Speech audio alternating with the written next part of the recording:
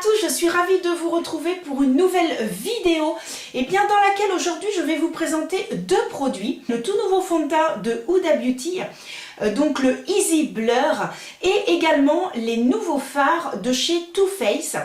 J'ai pu bénéficier des journées Gold, donc j'ai tout eu à moins 25%, donc ça c'est très intéressant. Donc, voici comment se présente le fond de teint de chez Huda Beauty, donc le Easy Blur. Alors il fait le buzz, tout le monde en parle, ça fait un truc incroyable. Huda Beauty avait en fait déjà présenté ce fond de teint sur les réseaux. Alors je vais vous lire un petit peu que promet en fait ce fond de teint. Alors ils disent mieux qu'un filtre, notre Easy Blur Foundation est un fond de teint filtre léger, ultra fluide et lissant. Pour un fini naturel et aérien en un geste. Il offre une couvrance moyenne à modulable pour une application facile, imperceptible et sans trace. Alors, donc, ce qui aurait été bien dans les revues que j'ai vues des autres vidéos, ça aurait été sympa de pouvoir lire en fait ça parce que moi j'ai totalement fait confiance aux vidéos que j'ai vues et en lisant là ce qu'il y a de marqué, effectivement, j'aurais peut-être hésité à le prendre. Je vous expliquerai après pourquoi.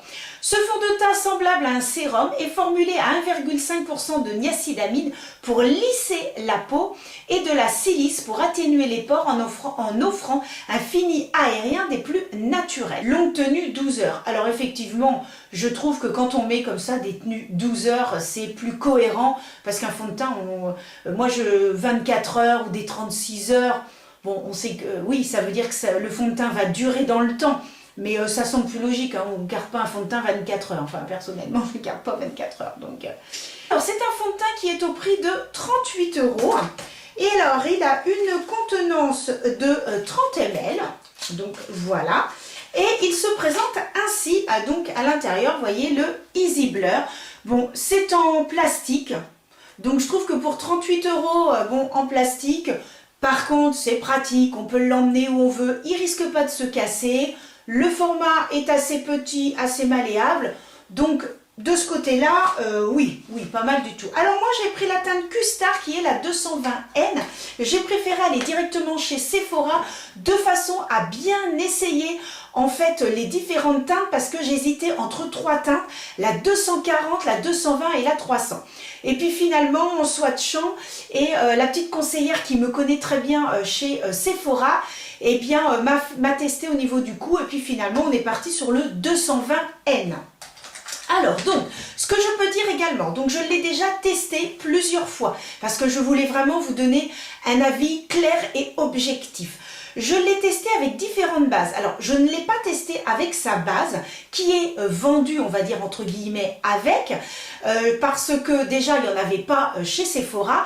Et en plus, par rapport aux différentes revues que j'ai vues, eh bien, il n'était pas si exceptionnel que ça. Donc, la base n'était pas exceptionnelle. Donc, je me suis dit, je ne vais pas aller redépenser de l'argent inutilement pour une base qui, finalement, et peut-être pas si top que ça. Donc je l'ai essayé avec des bases que moi j'ai. Je l'ai testé donc avec deux bases et aujourd'hui j'en ai mis une troisième pour tester devant vous. Alors j'ai testé avec la base de chez Milk, la Hydro Grip Primer. Alors c'est un petit échantillon qui m'a été remis par Sephora lorsque je suis allée aux journées Gold. Ils m'ont offert un petit sachet super mignon et à l'intérieur j'avais donc la super bébé crème de chez Herborian en full size. J'étais hyper contente, même si c'est la couleur nude et que je mets du doré, c'est pas grave, moi je réchauffe mon teint après avec une poudre, je mets du bronzer, ça passe très bien. En plus l'hiver on perd quand même un petit peu de couleur. Et puis j'avais un masque également en full size, enfin j'avais 3-4 petits trucs vraiment hyper sympas. Et j'avais donc la fameuse base de chez Milk. Du coup j'en ai profité pour la tester avec la Easy Blur. Donc je l'ai testé avec cette base, je l'ai testé également avec la base de chez Sobio que j'ai acheté récemment, je n'ai pas fait de revue dessus, mais c'est une base de teint donc qui est à l'huile de jojoba bio et poudre de riz et testée donc sur peau sensible. J'ai un petit peu des petites rougeurs et écoutez, je la trouve pas mal du tout. Je vous avais fait une vidéo il y a quelques années, je crois que c'est l'année dernière, sur la marque Sobio. Et je n'avais pas testé la base, ça ne me dit rien du tout. Donc n'hésitez pas à aller voir ma vidéo parce qu'ils ont de très très bons produits. Et puis finalement, bah, la base, je la trouve très très bien. C'est une base blanche qui s'applique bien, qui n'est pas collante, qui n'est pas... voilà, vraiment très très bien. Et alors on ne peut pas dire qu'elle floute ou etc. Elle ne fait rien de tout ça. Mais effectivement, elle est très hydratante, ce qui permet que quand on applique après le fond de teint, on n'ait pas une sensation un peu bizarre de tiraillement ou de petites peluches comme des fois on peut avoir. Et là, vraiment très très bien. Donc voilà, je l'ai testé donc avec celle-ci. Et aujourd'hui, eh bien j'ai mis la Make Up Forever. Vous la connaissez, hein, je vous l'ai présentée dans ma vidéo bourgeois et que j'aime beaucoup. Et celle-ci fait la peau extrêmement douce. Elle est légèrement floutante. Franchement, je l'aime beaucoup. Tenue 24 heures, je l'aime beaucoup. Et bon, alors je l'ai appliquée, ça fait un petit moment, mais bon, l'effet est encore là. J'ai testé le fond de teint avec une éponge et j'ai testé le fond de teint avec un pinceau. Finalement, j'ai trouvé que le fond de teint était mieux avec un pinceau. Pourquoi? Parce que c'est un fond de teint qui disent avec un fini naturel. Comme je vous le disais tout à l'heure, eh bien, il disait que c'est un filtre léger, ultra fluide et lissant. Ils disent avec un fini naturel. Donc, il n'a pas non plus une haute couvrance. La couvrance est vraiment moyenne à modulable. Et quand je vous disais tout à l'heure que si j'avais su ça, j'aurais peut-être pas pris, c'est que moi, j'aime bien les fonds de teint qui ont quand même une bonne couvrance. Moi, comme j'ai des petites rougeurs, bon, je me suis dit, ça va peut-être pas camoufler. Bon, je vais vous expliquer tout ça après. Appliquer avec un pinceau, eh bien, vous allez retrouver un tout petit peu plus de matière que par rapport à une éponge. Donc, c'est pour ça qu'aujourd'hui, je le ferai au pinceau, mais pas à l'éponge devant vous. Alors, donc, comme j'ai déjà appliqué ma base, eh bien, écoutez, je vais simplement attacher mes cheveux, parce que oui, là... j'ai les cheveux qui ont bien poussé, je retourne faire ma petite couleur, enfin c'est même pas une couleur, c'est des mèches la semaine prochaine. Donc voilà, puis là ça y est, on a trouvé un beau blond, ça fait vraiment un blond naturel, donc je suis très contente. Donc là c'est top. Donc je vais secouer le fond de teint comme j'ai l'habitude de faire à chaque fois. Et puis en l'appliquant, eh bien, écoutez, je vais vous dire un petit peu mon ressenti. Donc voilà, alors je vais l'appliquer sur le dos de la main. Donc vous voyez, c'est une texture assez fluide, hein, comme elle le dit, vous voyez, ça coule. Et voilà, la couleur, par contre, la couleur est très jolie. Hein. Alors évidemment, quand on l'applique comme ça, elle est un petit peu plus foncée que lorsque je vais l'appliquer sur le visage. Et donc, je l'applique, hop. Alors, ce que je vais faire également, c'est que je vais l'appliquer donc des deux côtés. Et ce que je vais faire, c'est que je ne vais pas appliquer la même poudre des deux côtés. Et comme ça, vous allez voir un petit peu eh bien, ce que ça donne au niveau des deux côtés. Parce que pour l'instant, je l'ai testé avec 3 poudres différentes. Avec la bourgeois, avec celle de chez Primark et bien sûr celle de Huda Beauty, puisqu'ils disent qu'il faut en fait utiliser le primer, donc son fond de teint, et également utiliser pour aller avec eh bien, sa fameuse poudre. Alors moi j'aime beaucoup sa poudre, je l'ai testé voilà, avec plusieurs poudres.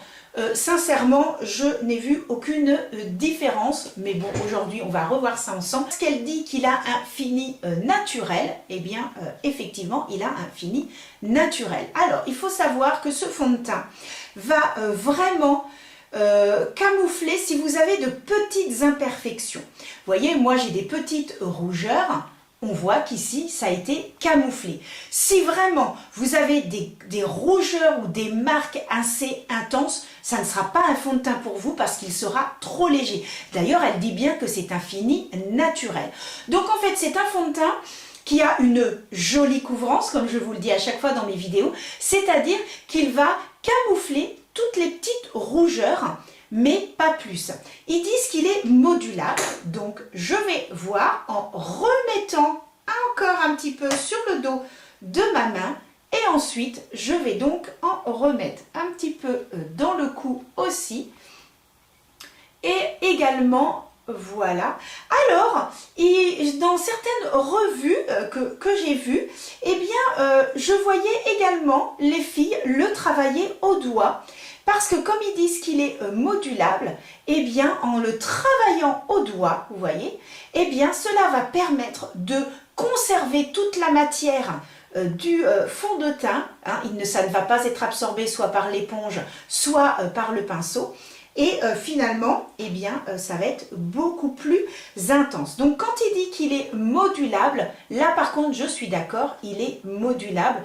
On peut, voilà, rajouter un petit peu plus de couvrance. Mais attention, ce ne sera pas une haute couvrance. Et d'ailleurs, ce n'est pas ce qu'il promet, hein. Il ne promet pas une haute couvrance, ce fond de teint.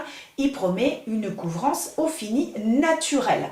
Alors, je viens donc d'appliquer eh bien, le fond de teint de l'autre côté de mon visage.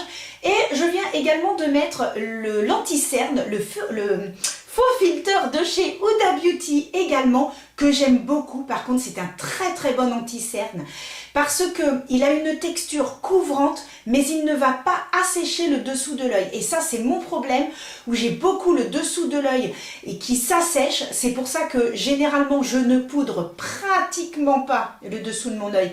Et ça arrive à tenir. C'est pour ça que je prends de bons anti-cernes. Et finalement, le faux filtre, j'aime beaucoup. J'ai la teinte Coconut, je crois que c'est 2.7N. Et vraiment très bien, je suis très contente. Et je pense que quand il n'y en aura plus, eh bien j'en rachèterai un autre parce que franchement il est très bien. Donc là je viens de l'appliquer et j'ai donc fait le reste de mon visage.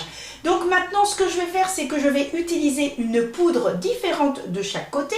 Bien sûr la poudre de chez Huda Beauty, et je vais utiliser une que j'ai découverte récemment et je vous ai fait une vidéo sur cette marque, la marque Bourjois, que je vais utiliser de l'autre côté parce que vraiment je l'aime beaucoup cette poudre, elle est vraiment très bien.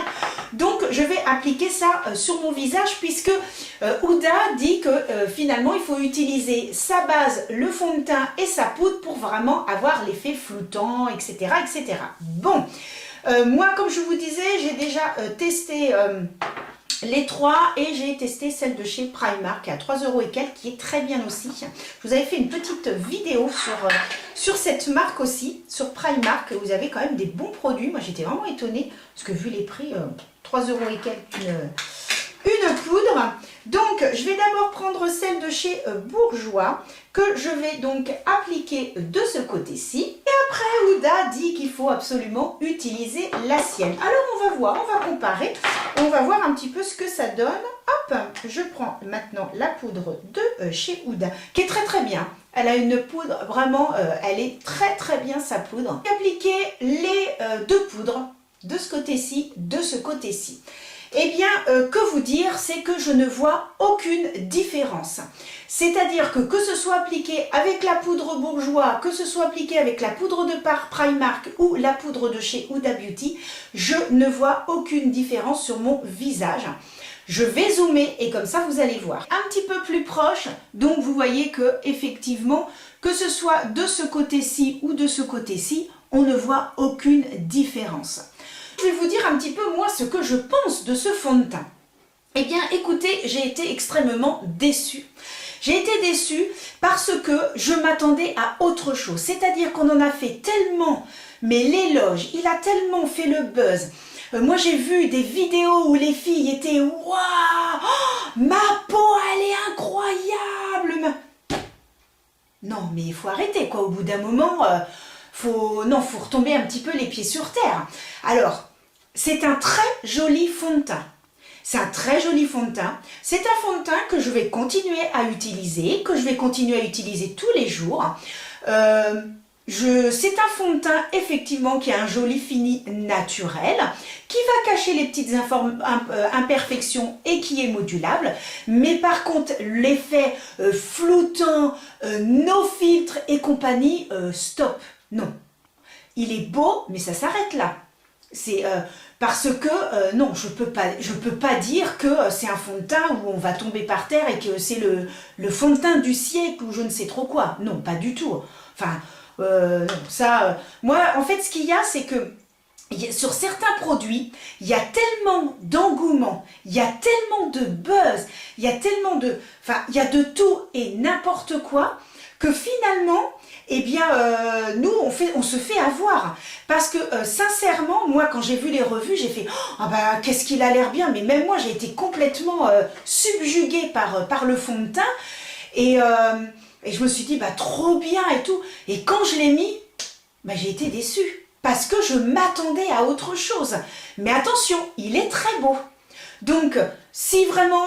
moi, je sais que j'ai aussi le fond de teint de chez KVD. Très beau fond de teint. Il a pas... par rapport à celui-ci, non, celui-ci, comme le KVD. J'ai celui de chez Tarte qui est magnifique aussi. Voilà. Enfin, tous les trois, je les mets sur le même piédestal. Alors que finalement, celui de chez Huda Beauty, le Easy Blur, je m'attendais à autre chose. En plus, j'avais vu la vidéo de Huda Beauty sur Instagram. On voyait la moitié de son visage et tout. Et là, j'ai fait... Parce que vraiment, elle a un visage qui a quand même des petites marques, des petites imperfections et tout.